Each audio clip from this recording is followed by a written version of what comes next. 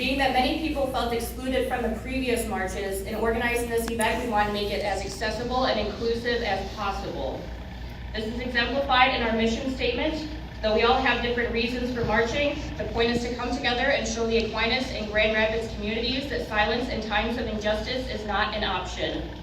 These are trying and frightening times for many in America, and we want to speak out against hate and come together in love. The women's movement today embraces a wide variety of social justice issues and a wide variety of people. We all have different passions that span a wide spectrum, from poverty to sustainability and so much more. The women's movement cannot be reduced to just one issue, which is why it's often so difficult to explain. We are not all the same, but that's what makes us great. We are all united under the common idea that women's rights are human rights, and though how we act on that theme might differ, it's still present. We recognize the intersectional nature of our identities, and just because we don't experience someone else's struggle doesn't mean we can't validate their feelings and be their ally. I don't claim to understand what it's like to be gay, black, Muslim, transgender, or an immigrant, but I do understand that all of those people are my brothers, sisters, and gender non-conforming family.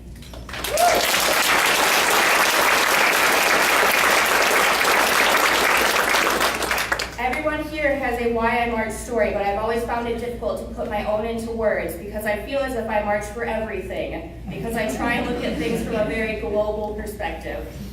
In essence, I march for the people who can't be here. I march for the women whose names have been lost to time and forgotten in history, such as those who started the Montgomery bus boycott.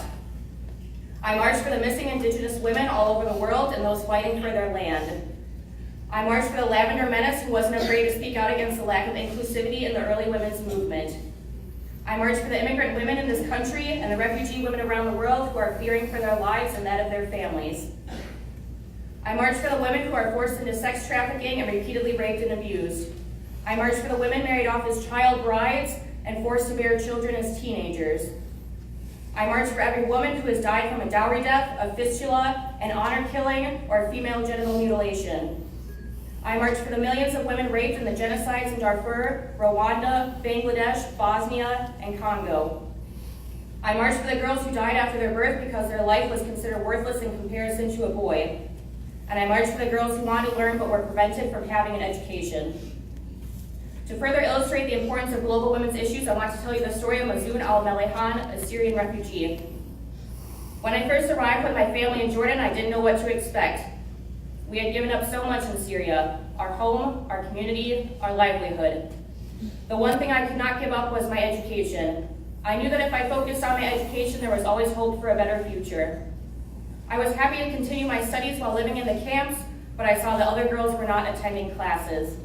Many were being married off too young because their parents hoped that having a husband would protect them.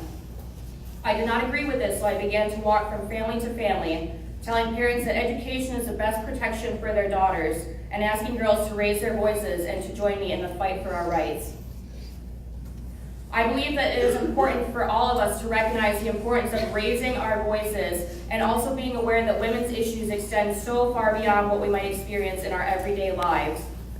I feel so incredibly thankful to have the opportunity to be college educated, and in my time at Aquinas, I have realized the importance of not just the education received in an academic setting, but also the importance of education outside of academics.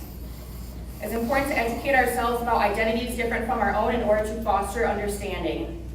It is important to have dialogue with those who don't share our beliefs, and to recognize that the presence of people with ideas and expressions different from our own do not invalidate our ideas or expressions. But above all else possibly, it is important to recognize that the thoughts and actions of one individual do not make up a whole group. In the time leading up to this march, we received negative commentary regarding the perceived pro-choice skew of the march. And yes, there are those of us here who identify as pro-choice, but there are also those of us here who identify as pro-life. Fighting for women's rights does not automatically mean that someone is pro-choice, and having to state that saddens me, because the entire women's movement should not be relegated to just one issue.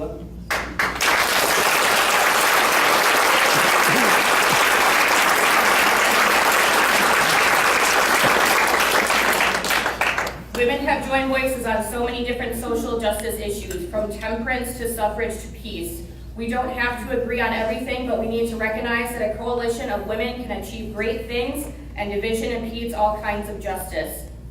We can and we must fight this division, and we must seek greater acceptance in our society. With this comes the necessity for all of us to feel free to claim our identities. I'm a straight cisgender woman. I'm an atheist and I'm a feminist. I believe in the inherent dignity of all people.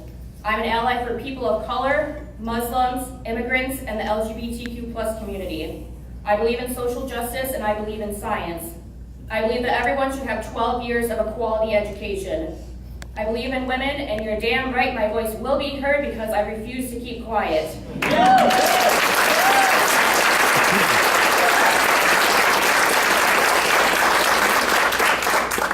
Though some like to say the future is female, the future is not just female. The future is also male and gender non-conforming. The future is they, we, and us. The future is immigrants. The future is Black, white, Latino, Asian, and every race and ethnicity in between. The future is LGBTQ+.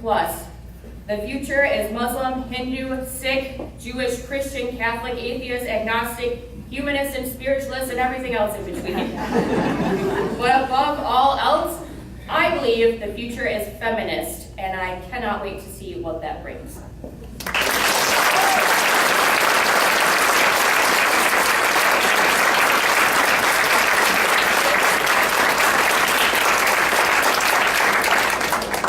Thank you. I would like to introduce our next speaker, Emma Wansel. Emma Wansel is a senior at Aquinas College, double majoring in biology and psychology with a history minor. She is passionate about interfaith engagement and is a member of the Interfaith Youth Corps' 2016 to 2017 National Organizing Team. She's also a proud member of the LGBTQ community and is one of the leaders of the AQ Loves movement. After graduation, she will spend a year in service with the Jesuit Volunteer Corps Northwest. She then plans to attend Fordham University to study ethics. Please join me in welcoming Emma Wansel.